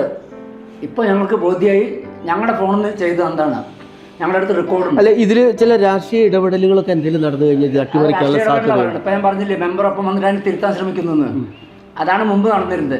ലൈഫിൽ ആപ്ലിക്കേഷൻ കൊടുത്തു കഴിഞ്ഞാൽ അത് അപ്ലോഡ് ചെയ്യുന്നത് അവരുടെ ഇഷ്ടത്തിന്, തിരഞ്ഞെടുത്ത ആളുകളെ മാത്രം. മെമ്പർ അതിനും കൊടുക്കുന്നത് അവർക്ക് സൂപ്പർസീഡ് ചെയ്യാൻ കഴിവുള്ള ആൾക്കാർ മാത്രം. അത് പണം കൊണ്ടാവാം, പദവി കൊണ്ടാവാം, രാഷ്ട്രീയ സ്വാധീനമുള്ളവർക്ക്. ഇപ്പം അത് മാറി. ഇപ്പം നമുക്ക് ആർക്കും വേണമെങ്കിൽ അപ്ലോഡ് ചെയ്ത് കഴിഞ്ഞാൽ ഗവൺമെൻറ് സർവേർ അവിടെ വരും. അത് നിർബന്ധമാണ്. വന്നില്ലെങ്കിൽ അതിനെതിരെ നമുക്ക് കംപ്ലൈൻറ്റ് ചെയ്യാം. ഞാൻ അപ്ലോഡ് ചെയ്തിട്ട് സർവേർ വന്നില്ല, അതുകൊണ്ട് ആളുകൾക്ക് വിശ്വാസം കൂടി നേരിട്ടുള്ള സർവീസിൽ. അത് നല്ലൊരു ഇതായിട്ട് കളിക്കുന്നുണ്ട്. അതുമാതിരിയുള്ള ഇനിയും കേന്ദ്ര ഗവൺമെൻറ്റിൻ്റെ പല പ്രൊജക്റ്റും ഉണ്ട്. ഇപ്പോൾ ഈ ഹെൽത്ത് ഇൻഷുറൻസ് സ്കീമുണ്ട്. അത് കേരള ഗവൺമെൻറ്, ബംഗാൾ ഗവൺമെൻറ് നടപ്പാക്കിയിട്ടില്ല. കാരണം ഇവിടെ നടപ്പാക്കി കഴിഞ്ഞാൽ 75-70 വയസ്സിന് മുകളിലുള്ള ആൾക്കാർക്ക് ഭയങ്കര ഉപകാരമായിരിക്കും. 5 ലക്ഷം രൂപ വരയ്ക്കുള്ള ചികിത്സ ഫ്രീ ആയിട്ട് കിട്ടുക എന്നുള്ളത്. അതിന് ഗവൺമെൻറ് ഇതുവരെ അപ്രൂവ് ചെയ്തിട്ടില്ല, സ്റ്റേറ്റ് ഗവൺമെൻറ്. അത് ചെയ്യുകയാണെങ്കിൽ വളരെ നന്നായിരിക്കും സാധാരണക്കാർക്ക്. ബിയൻ പൊളിറ്റിക്സ്, ഞാൻ രാഷ്ട്രീയമല്ല പറയുന്നത്, ആളുകൾക്ക് ഉപകാരപ്പെടണം. തീർച്ചയായും കേന്ദ്ര ഗവൺമെൻറ്റേതായ ഇത്തരത്തിലുള്ള സ്കീമുകൾ സാധാരണ ജനങ്ങൾ അറിഞ്ഞ് അതിന് തക്കവണ്ണം ഉണർന്ന് പ്രവർത്തിക്കണം എന്നുള്ളതാണ് താങ്കളുടെ ഒരു. എന്തായാലും താങ്ക് യു. കാരണം വളരെ വിശദമായിട്ട് ഈ പ്രധാനമന്ത്രി ആവാസ് യോജനയെ സംബന്ധിച്ചിടത്തോളം ഇപ്പോൾ ഹെൽത്ത് ഇൻഷുറൻസ് സംബന്ധിച്ചോളം അതൊരു പുതിയ അറിവും കൂടെ, എനിക്കും കൂടെ അങ്ങനെ ഒരു പുതിയ അറിവാണ്. ഇനി ഞങ്ങൾക്ക് ചേലക്കരയ്ക്ക് ഞാൻ തിരിച്ചു വരികയാണ്, രാജഗോപാലിൻ്റെ അടുത്തേക്ക് തന്നെ എത്തുന്നത്. കഴിഞ്ഞ കുറച്ച് വർഷങ്ങളായിട്ട് നമ്മുടെ ചേലക്കര എന്ന് വെച്ചാൽ ട്രഡീഷണൽ വില്ലേജ്, അതുപോലെ തന്നെ കാവുകൾ, അതുപോലെ തന്നെ പള്ളികൾ, അമ്പലങ്ങൾ പോലുള്ള ഒരുപാട് സാംസ്കാരികമായിട്ടുള്ള ഒരു കേന്ദ്രമാണ്. പ്രത്യേകിച്ച് BJP ഇത്തരത്തിലുള്ള സാംസ്കാരിക പരിപാടികൾ അല്ലെങ്കിൽ സംസ്കാരത്തെ ഉയർത്തിപ്പിടിക്കുന്ന ഒരു പ്രസ്ഥാനം കൂടിയാണ് എന്നാണ് നമുക്ക് പൊതുവെയുള്ള ഒരു വിലയിരുത്തൽ. ഇതിൻ്റെ ഭാഗമായിട്ട് നമുക്ക് അന്തിയോളംകാവ് വേല, അതുപോലെ തന്നെ നമ്മുടെ തിരുവല്ലാമല, ഇതിലെല്ലാം കോർത്തിണക്കി പാഞ്ഞാൾ പോലുള്ള എല്ലാത്തിനും കോർത്തിണക്കി പിൽഗ്രിം ടൂറിസം. അതിനിടയ്ക്ക് വലിയൊരു വിവാദമാണ് അന്തിയോളംകാവ് വെടിക്കെട്ട് സംബന്ധിച്ച വലിയ വിഷയം BJP ഉയർത്തിക്കൊണ്ടിട്ടുള്ള ഒരു കാര്യമാണ്. ഇതിനെ സംബന്ധിച്ച ഒരു കാഴ്ചപ്പാടും ഇനിയുള്ളൊരു നിർദ്ദേശങ്ങളും എന്തൊക്കെയാണ്? അടിസ്ഥാനപരമായി പറഞ്ഞാൽ നമ്മുടെ പ്രസ്ഥാനത്തിൻ്റെയൊക്കെ ഇപ്പോൾ നിങ്ങൾ പറഞ്ഞ ഈ കാര്യങ്ങളിലൊക്കെ ഒരു മൂല കാരണം അതൊരു വലിയ വിവാദമായിട്ടുള്ളൊരു വിഷയമായിരുന്നു. വിവാദമായിട്ടുള്ള ഒന്നത് ഈ പ്രസ്ഥാനം തുടങ്ങിയിട്ട് ആദ്യം ഗോപി മാഷിന് കൊണ്ടുള്ള മത്സരിച്ചു ഇവിടെ അസംബ്ലിയിലേക്ക്. ആ കാലത്ത് 5000-6000 വോട്ടിൻ്റെ അടുത്താണ് BJPക്ക് ഉണ്ടായിരുന്നത്. ഇപ്പോൾ BJPയുടെ സ്ട്രെങ്ത്ത് 37,000. 37,000 പേരെ വോട്ട് ചേലക്കര നിയോജകമണ്ഡലത്തിൽ BJP ശേഖരിച്ചു കഴിഞ്ഞിട്ടുണ്ട്. അപ്പോൾ നിസ്സാര പരിപാടിയല്ല. 14 പഞ്ചായത്ത് മെമ്പർമാരും ഒരു ബ്ലോക്ക് മെമ്പറും കഴിഞ്ഞ തദ്ദേശ സ്വയംഭരണ തെരഞ്ഞെടുപ്പിൻ്റെ അവസരത്തിൽ സൃഷ്ടിച്ചെടുക്കാൻ BJPക്ക് കഴിഞ്ഞു. ഈ മണ്ഡലത്തിൽ 10-22 സ്ഥലങ്ങളിൽ BJP 2ാം സ്ഥാനത്താണ്. ചേലക്കരയിൽ തന്നെ ഞാൻ പറഞ്ഞു 4 സ്ഥലത്ത് 2ാം സ്ഥാനത്താണ്. ഇതിൻ്റെയൊക്കെ അടിസ്ഥാനമായ കാരണം എന്താ അറിയോ? ഇവിടുത്തെ അടിസ്ഥാന ജനത ചേലക്കര നിയോജക BJPക്ക് അതൊരു കാഴ്ചപ്പാടുണ്ടായിരുന്നത്. ഈ BJP തുടങ്ങിയ കാലത്ത് വള്ളത്തോളിൻ്റെ മരുമകണ്ടായിരുന്നു അദ്ദേഹം. അന്ന് വടക്കാഞ്ചി ചെറുകുത്തിയിൽ ആ മീറ്റിങ്ങിൽ ഫസ്റ്റ് മീറ്റിങ്ങിൽ പങ്കെടുത്ത ആളാണ്. ആ മീറ്റിങ്ങിലാണ് ഞാൻ ചേലക്കര നിയോജകമണ്ഡലം പ്രസിഡൻ്റായിട്ട് ആദ്യത്തെ പ്രസിഡൻ്റായി തിരഞ്ഞെടുക്കപ്പെട്ടത്. ഇന്ദുചൂടൻ വള്ളത്തോൾ ധാരണ വരുമാനം. അപ്പോൾ അദ്ദേഹം അന്ന് പ്രവേശിച്ചൊരു കാര്യം ഉണ്ടായിരുന്നു. മാറ്റങ്ങളൊക്കെ വന്നിട്ടുണ്ടാവും, കാലങ്ങൾ മാറുമ്പോൾ എല്ലാത്തിനും മാറ്റം വരുമല്ലോ. BJP ഇപ്പോൾ ഒരു പ്രസ്ഥാനത്തിന് വളരാൻ ഇത്രയും പ്രാപ്തമായ ഒരു മണ്ഡലം ചേലക്കര, പ്രത്യേകിച്ച് പാഞ്ഞാൾ, ഇങ്ങനെ ദേവസ്ഥാനങ്ങൾ മുഴുവൻ. ഒരു BJPക്ക് ആദ്യം MLA തൃശ്ശൂരിൽ നിന്ന് കിട്ടുക ചേലക്കരയിൽ നിന്ന് കിട്ടുക എന്ന് പറഞ്ഞു അദ്ദേഹം അന്ന് പ്രവചിച്ചു. അദ്ദേഹം കാലം ചെയ്ത് പോയി. അപ്പോൾ ഞാൻ ഇന്ന് ആലോചിക്കുകയാണത് ഇവിടുത്തെ ഈ പ്രോഗ്രസ് കാണുമ്പോൾ. അപ്പോൾ അത്തരം നല്ലൊരു അടിത്തറയുള്ള ഭൂമിയായിട്ട് ഈ ചേലക്കര മാറാനായ കാരണങ്ങൾ ഈ ദേവസ്ഥാനങ്ങൾ തന്നെ. ഒന്ന് പാഞ്ഞാളിലെ യാഗം, അന്തിവാളങ്കാവ് വേല, തിരുവില്ലാമലയിലത്തെ പരിപാടി, ഇതൊക്കെ ഒരു പ്രധാന ഘടകം തന്നെയാണ്. എന്തിനേറെ പറയുന്നു, വരവൂർ ദേശമംഗലത്തിലെ ടിപ്പുവിൻ്റെ പടയോട്ടക്കാലത്ത് തകർക്കപ്പെട്ട ക്ഷേത്രങ്ങൾ കണ്ടാൽ നമ്മൾ അതിശയിച്ചു പോകും നമ്മൾ വാസ്തവം പറഞ്ഞാൽ. അപ്പോൾ ശരിക്കും ഒരു ക്ഷേത്ര സമുച്ചയം തന്നെയാണ് നമ്മുടെ ഈ ചേലക്കരമുള്ള, അങ്ങനെ പറയട്ടെ. എല്ലാ തരത്തിൽ നോക്കിയാലും ഈ തോന്നൂർക്കരയിൽ തന്നെ ഏമൂർ ഭഗവതി, അതെ, ഏമൂർ കാവ്, പടിഞ്ഞാറഭാഗത്ത് ഗണപതിക്കാവ് കൊണ്ട് ഇപ്പോൾ മുരുകൻ ക്ഷേത്രമായി മാറിയിട്ടുണ്ട്. പിന്നെ അപ്പുറത്ത് നരിമണക്കാവ്, അപ്പുറത്ത് അയ്യപ്പൻകാവ്, പിന്നെ കോവിലുകൾ, അയ്യപ്പൻ കോവിലുകൾ, അതിൻ്റെ അപ്പുറത്തേക്ക് അങ്ങനെ നീണ്ടി കുറ്റിക്കാവ് കോവിൽ. അപ്പം അങ്ങനെ അതിന് പ്രധാന കാരണം തന്നെയാണ് മെജോറിറ്റി ഓഫ് പീപ്പിൾ ഹിന്ദു മതത്തിൽ വിശ്വസിക്കുന്ന ആൾക്കാരവിടെ. പിന്നെ ചില പോക്കറ്റുകളുണ്ട് ന്യൂനപക്ഷങ്ങളിലേക്ക്. അവർ അതാണ് ഈ ഏറ്റവും കൂടുതൽ ഈ ഹരിജന വിഭാഗങ്ങളിലുള്ള ആൾക്കാർ ഹിന്ദു ഈ ഒരു സമൂഹത്തിൽ തന്നെയാണ് അവരുടെ ട്രഡീഷൻ കൂടെ അവിടെ ഉണ്ട്. അപ്പോൾ അതുകൊണ്ട് തന്നെ അതിൻ്റെതായ കാവുകളും അമ്പലങ്ങളും എല്ലാം ഉണ്ട്, ദേവസ്ഥാനങ്ങളും. അതുകൊണ്ട് തന്നെയാണ് മൂപ്പരെ കണക്കൂട്ടിൽ മൂപ്പരാന്ന് പറഞ്ഞത് ഇവിടെ ഏറ്റവും കൂടുതൽ ഹിന്ദുക്കളുടെ മേഖല. പക്ഷേ ഇപ്പോൾ അതൊക്കെ മാറ്റം വന്നു, നല്ല മാറ്റം വന്നു. അപ്പോൾ കമ്മ്യൂണിസ്റ്റിൽ ചിന്തിക്കുന്ന ആൾക്കാരിൽ പരമാവധി ആൾക്കാർ ഈ SC/ST വിഭാഗത്തിൽപ്പെട്ട ആൾക്കാരും ഹിന്ദുക്കളുടെയൊക്കെ തന്നെയാണ്. അത് സംശയമൊന്നുമില്ലല്ലോ, യാതൊരു സംശയമില്ല. അതൊന്നും ആൾക്കാർ ചോർന്നു പോകുന്നു കഴിഞ്ഞാൽ അതിൻ്റെ പരിപാടി തീർന്നു പോകും. അതാണ് ഇപ്പോൾ നടന്നുകൊണ്ടിരിക്കുന്നത്. വാസ്തവം പറഞ്ഞാൽ കമ്മ്യൂണിസ്റ്റിൽ നിന്ന് ഇഷ്ടം പോലെ ആൾക്കാർ കമ്മ്യൂണിസ്റ്റുകളായിട്ടുള്ള പഴയ ദൈവപ്പെട്ട ആൾക്കാർ മുഴുവൻ ഇതിലേക്ക് വന്നുകൊണ്ടിരിക്കുക. കാരണം നമ്മുടെ അസ്തിത്വം തന്നെ നമ്മൾ സ്വയം നിലനിൽപ്പിന് വേണ്ടിയിട്ടുള്ള പോരാട്ടത്തിലാണ് വാസ്തവം പറഞ്ഞാൽ ഒരു ജനത. അതിലെ ഭാഗമായിട്ട് ജനങ്ങൾ മനസ്സിലാക്കേണ്ട എല്ലാ കാര്യങ്ങളും നമ്മുടെ സാംസ്കാരിക പൈതൃകം. പിന്നെ ഞാൻ പറഞ്ഞിട്ട് ഇവിടെ മണ്ണാത്തിപ്പാറ കൊണ്ടൊരു പാറയുണ്ടായിരുന്നു.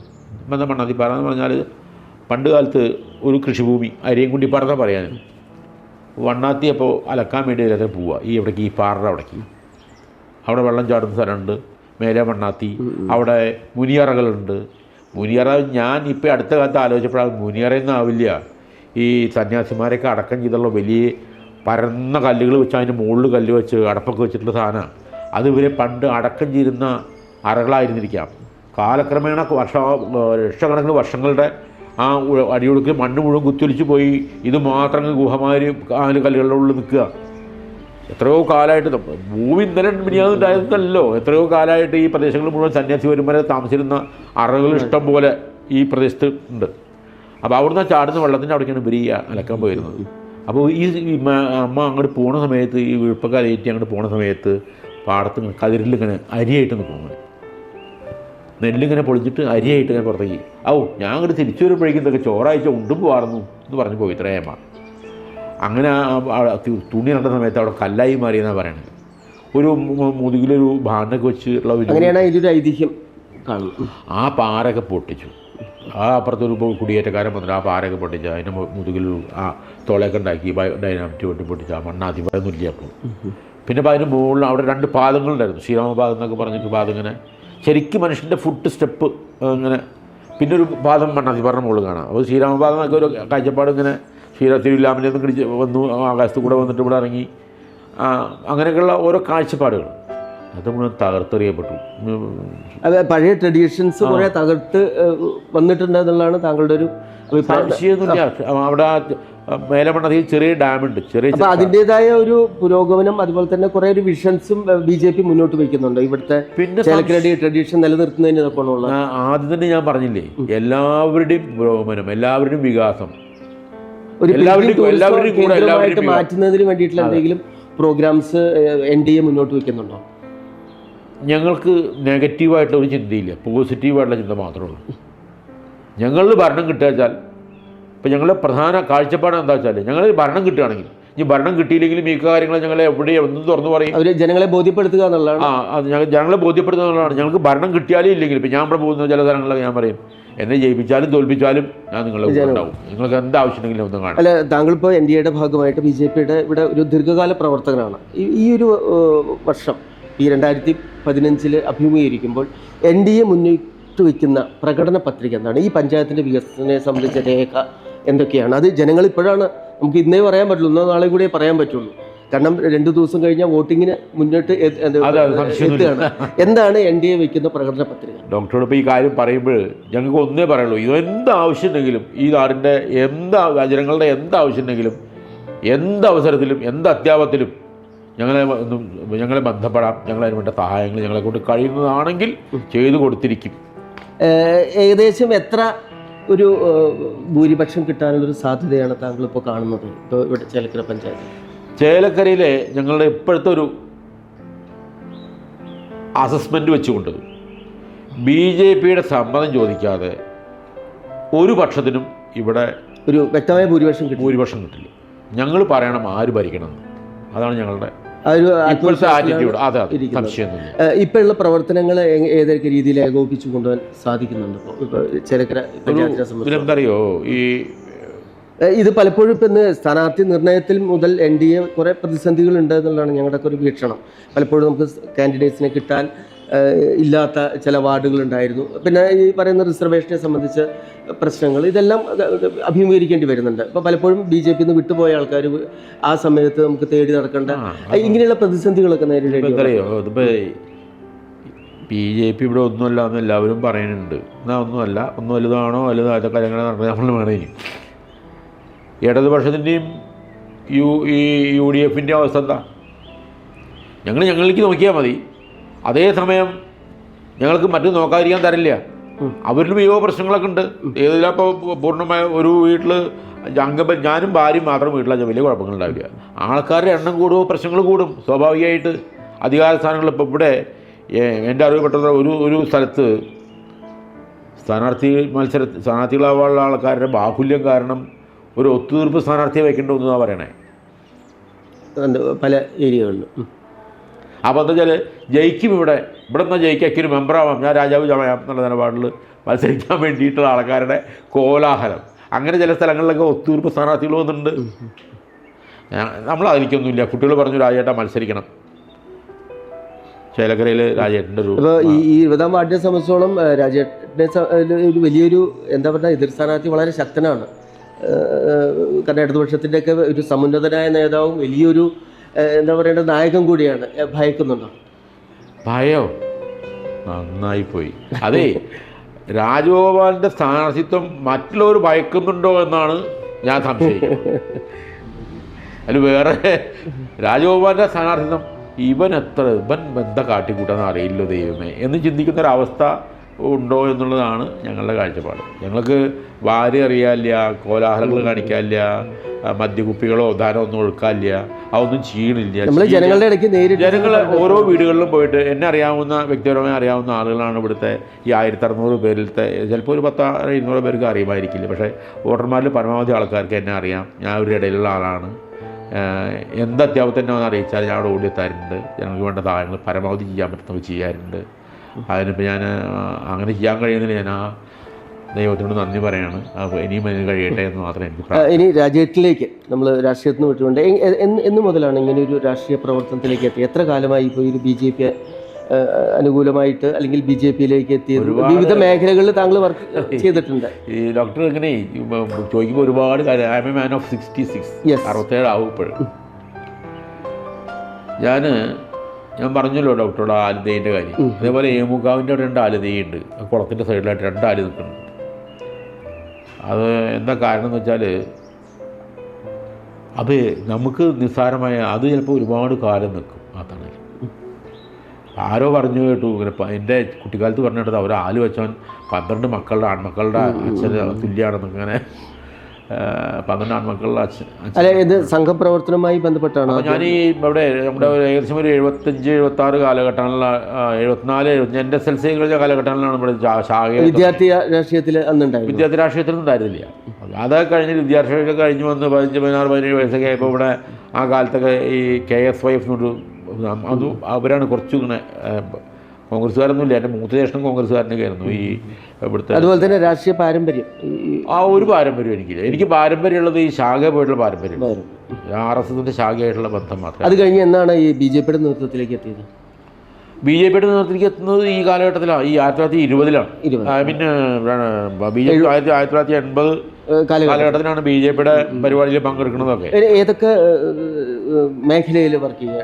പഞ്ചായത്ത്, അതുപോലെ തന്നെ ഡിസ്ട്രിക്ട്, സ്റ്റേറ്റ് ലെവലിലൊക്കെ? ഞാൻ ചേലക്കര പഞ്ചായത്തിൻ്റെ ചുമതല ഒരു ഘട്ടത്തിൽ കഴിഞ്ഞ ഇലക്ഷൻ സമയത്ത് ഏറ്റെടുക്കേണ്ടി വന്നിട്ടുണ്ട്. അത് ഇവിടുത്തെ ഒരു പ്രസിഡന്റ് തൽക്കാലം രാജിവെച്ചു ചേലക്കര പഞ്ചായത്തിൻ്റെ. അപ്പോൾ ഇവിടെ ആളില്ലാത്തൊരവസ്ഥ വന്നപ്പോൾ ആൾക്കാർ വന്ന് രാജിവെച്ചു. ഡിസ്ട്രിക്ട് ലെവലിലേക്ക് എങ്ങനെ? ഡിസ്ട്രിക്ട് ലെവലിലൊക്കെ ഞാൻ ജില്ലാ കമ്മിറ്റി അന്നൊക്കെ ശീർഷനടിയാട്ടൊക്കെ ആയിരുന്നു. PM ഗോവിന്ദൻ അവരൊക്കെ ആയിരുന്നു. അത് കഴിഞ്ഞ് സംസ്ഥാന തലത്തിൽ കൗൺസിലായിരുന്നു ഞാൻ. അപ്പോൾ നേതൃത്വത്തിലുള്ള ആൾക്കാരൊക്കെ നല്ലപോലെ. മറ്റ് മേഖലയുമായിട്ട് ബന്ധപ്പെട്ട് എന്തൊക്കെ പ്രവർത്തനം? മറ്റ് മേഖലകളിൽ ഒന്ന്, ഞങ്ങളിവിടെ ചേലക്കരയിലെ ആദ്യത്തെ ഒരു തോന്നൂർക്കയിൽ തന്നെ ആദ്യത്തെ ഒരു ക്ലബ്ബ് ഉണ്ടായിരുന്നു, friends arts and sports club എന്ന് പറഞ്ഞു. ആ കാലഘട്ടത്തിലൊക്കെ ഞങ്ങൾ ഈ നാട്ടിലെ വളരെ ദരിദ്രരായ കുടുംബങ്ങൾ പെരയൊന്നും വീട്ടിമയം വൃത്തിയില്ലാത്ത മഴ ചോരുന്ന മഴ ഉള്ളിലേക്ക് വീഴുന്ന വീടുകളിലൊക്കെ പോയിട്ട് ആ വീടുകളൊക്കെ ഞങ്ങൾ കെട്ടിക്കൊടുത്തിരുന്നു. ആ ഫ്രണ്ട്സ് ക്ലബിൻ്റെ അവിടെ നിന്ന് പട്ടകൾ ശേഖരിക്കുക, വൈക്കോല് ശേഖരിക്കുക, വീട്ടിൽ പോയി കെട്ടിക്കൊടുക്കുക. അങ്ങനെ ഒരു നല്ല കാലം ഉണ്ടായിരുന്നു. ഒരു 4-5 വർഷക്കാലം ഞങ്ങളത് തുടർച്ചയായിട്ട് പോകും. പിന്നെ ഞങ്ങളൊക്കെ ഓരോ വഴിക്ക് തൊഴിലൊക്കെ തേടി പോയപ്പോൾ അതൊക്കെ പിന്നെ അങ്ങനെ ജനങ്ങളുടെ ഒരു എല്ലാ മേഖലകളിലും ഈ തോന്നൂർക്കയുടെ പല ഭാഗങ്ങളിലും ഇതേപോലെ വീടില്ലാത്ത വീട് ചോർന്നൊലിക്കുന്ന ആളുകളിലേക്ക് വീടുകൾ പോയിട്ട് മഴയ്ക്ക് മുമ്പ് കെട്ടിക്കൊടുക്കുന്നൊരു സ്വഭാവം ഞങ്ങൾക്കുണ്ടായിരുന്നു. പിന്നെ എല്ലാ മേഖലകളും അതേപോലെ ഉത്സവ കമ്മിറ്റികളിൽ ഏമൂർ കാർത്തികേയ ബോധശാലയിലെ ഉത്സവ കമ്മിറ്റി 13 കൊല്ലക്കാലം ആ ഉത്സവം നടത്തിയത് ഞാനാണ്. അങ്ങനെയുള്ള പൊതുപ്രവർത്തന രംഗത്ത് അല്ലെങ്കിൽ ക്ഷേത്രവുമായി ബന്ധപ്പെട്ട കാര്യങ്ങൾ ഞാൻ ഇതിന് അതായിട്ട് ചോദിക്കട്ടെ. അപ്പോൾ ഇതിനിടയ്ക്ക് ഇവിടെ നേരത്തെ മൈക്രോ ഫിനാൻസിൻ്റെ കാര്യങ്ങൾ കുറേ പറയണ്ടേ. ഇവിടെ ഒരുപാട് കേന്ദ്ര ഗവൺമെൻറ്റിൻ്റെ പദ്ധതി പ്രകാരമുള്ള ചില ധനകാര്യ സ്ഥാപനങ്ങൾ ധാരാളം ഇവിടെ നടക്കുന്നത്. അപ്പോൾ കേന്ദ്ര ഗവൺമെൻറ്റിൻ്റെ ആൾക്കാർ അല്ലെങ്കിൽ കേന്ദ്ര ഗവൺമെൻറ്റിൻ്റെ ഒരു പദ്ധതിയാണ് എന്നുള്ള രീതിയിൽ ആണ് ഇവിടെ ചേലക്കരയിൽ തന്നെ ഒരുപാട് സ്ഥാപനങ്ങളുടെ പലതും വൈൻഡപ്പ് ചെയ്ത് നിന്ന് പലരുടെയും ധനം നഷ്ടപ്പെടുന്ന ഒരവസ്ഥ. ഇത് സാധാരണ ജനങ്ങൾ ഇപ്പം അഭിമുഖീകരിക്കുന്നൊരു വലിയ വിഷയമാണ്. ഇതിനെ സംബന്ധിച്ച് കാരണം പല നിധി എന്നുള്ള രീതിയിലും മറ്റ് പല രീതിയിലും ഇവിടെ നടക്കുന്നുണ്ട്. ഇതിനൊരു കർശനമായ ഒരു നിയന്ത്രണവും, കാരണം ഇതിലെല്ലാം BJPയെയാണ് അവസാനം ടാർഗറ്റ് ചെയ്യുന്നത്. സാധാരണ BJPയുടെ ആൾക്കാരാണെങ്കിൽ BJPക്കാരാണ് ഇങ്ങനത്തെ ചില ധനകാര്യ സ്ഥാപനങ്ങൾ നടത്തുന്നത്. അപ്പോൾ പൂർണ്ണമായും BJPയെ വിശ്വസിച്ചും കൊണ്ട് ചെയ്യുന്ന ഒരു സ്ഥാപനമായിട്ടാണ് കാണുന്നത്. ഇതിനെ സംബന്ധിച്ച് BJPയുടെ ഒരു കാഴ്ചപ്പാട് എന്താണ്? ഇത് എന്താ വെച്ചാൽ താങ്കൾക്കും ഡോക്ടർക്കും അവർക്കും ആർക്കും വേണമെങ്കിൽ ഈ രജിസ്ട്രേഷൻ കിട്ടാവുന്നതുള്ളൂ. ഇത് മൾട്ടി സ്റ്റേറ്റ് കോപ്പറേറ്റീവ് ബാങ്കുകളാണ്, കോപ്പറേറ്റീവ് സൊസൈറ്റികളാണ്. അങ്ങനെ പറയുമ്പോൾ തന്നെ വ്യക്തിപരമായി വളരെ കൃത്യമായി പറയാവുന്ന ഒരു പ്രസ്ഥാനത്തിൻ്റെ പ്രസിഡന്റാണ് ഞാൻ. അതിൻ്റെ വിശ്വാസത എന്ന് ജനങ്ങൾക്ക് വലിയൊരു വിഷയമാണ്. ഒരു നാഷണൽ യുവ കോപ്പറേറ്റീവ് സൊസൈറ്റി ലിമിറ്റഡ് 2011 ചേലക്കര കേന്ദ്ര ഗവൺമെന്റ് നേരിട്ട് നടത്തുന്നതാണ്. ഇതൊക്കെയാണ് പറയുന്നത്. അല്ല, അത് കണക്കുകൾ കൃത്യമായി കൊടുത്തിരിക്കണം. 194 198 പേരുടെ ഷെയറിലാണ് ഞങ്ങൾ ഈ നാഷണൽ യുവ കോപ്പറേറ്റീവ് സൊസൈറ്റി ആരംഭിച്ചത് 2011. ആ ഷെയർ മുഴുവൻ ഡൽഹി ഓഫീസിലേക്ക് അയച്ചു കൊടുത്തു. വളരെ സ്മൂത്തായിട്ട് ഞാനിപ്പോൾ ആ സ്ഥാപനത്തിൻ്റെ പ്രസിഡന്റ് അവിടുത്തെ. അല്ല, അതിൻ്റെ വിശ്വാസ്യത എപ്പോഴും കാത്തു സൂക്ഷിക്കാൻ സാധിക്കും. വേറൊരു കാരണം എന്ന് പറയാം, ഇപ്പം ഇങ്ങനെ നമ്മൾ നല്ലൊരു വിഭാവനത്തോട് കൂടിയിട്ടാണ് അതെങ്കിൽ നല്ലൊരു ഉദ്ദേശത്തോടു കൂടിയാണ് തുടങ്ങിയത്. ഇന്ന് അത് അങ്ങനെയാണ്. ഡോക്ടർക്ക് അറിയോ, ആ കാലഘട്ടത്തിൽ BJPയുടെ ആൾക്കാർ പോയിട്ട് ഏതെങ്കിലും കോപ്പറേറ്റീവ് ബാങ്കുകളിൽ പോയിട്ട് കോൺഗ്രസ് ഭരിക്കുന്ന അല്ലെങ്കിൽ കമ്മ്യൂണിസ്റ്റ് ഭരിക്കുന്ന ഏതെങ്കിലും ബാങ്കിൽ പോയിട്ട് മെമ്പർഷിപ്പ് ചോദിച്ചാൽ പോലും കിട്ടാത്തൊരവസ്ഥയുണ്ടായിരുന്നു. അപ്പോൾ മുകളിൽ നിർദ്ദേശം വന്നു, നമ്മുടെ ആൾക്കാർ ഇപ്പോൾ എവിടെ പോയിട്ട് ചോദിക്കുക എന്ന് പറയുന്നത് താല്പര്യം വന്നു. V മുരളീധരൻ്റെ നേതൃത്വത്തിൽ ആരംഭിച്ച് അങ്ങനെ വന്നിട്ടുള്ളൊരു അതിൻ്റെ ബ്രാഞ്ചാണിത്, ഇവിടുത്തെ ചേലക്കര ബ്രാഞ്ച്. 2011 തുടങ്ങി. ആദ്യമൊക്കെ ഒരു 25,000 രൂപയാണ് കൊടുത്തിരുന്ന ആൾക്കാർക്ക് ലോണായിട്ട്. പിന്നെ ഇപ്പോൾ അത് 1 ലക്ഷം 2 ലക്ഷം രൂപ വരെയൊക്കെ ആയിട്ടുണ്ട്. ബിഗ് സീറോയിൽ തുടങ്ങി ഇപ്പോൾ 10 കോടി രൂപ അടുത്തുള്ള ബിസിനസ് നമ്മൾ ചെയ്തിട്ടുണ്ട്. ഒരു 2000-3000 ആൾക്കാർ ഷെയർ ഹോൾഡേഴ്സും മെമ്പേഴ്സൊക്കെ ആയിട്ടുള്ള സ്ഥാപനമാണ്. വളരെ സ്മൂത്താണ്. ഇന്ന് വരെ യാതൊരു പരാതി അനുഭവം വന്നിട്ടില്ല. I am the president of that concern. പിന്നെ ഇഷ്ടംപോലെ ആൾക്കാർ ലോൺ കൊടുത്തിട്ടുണ്ട്.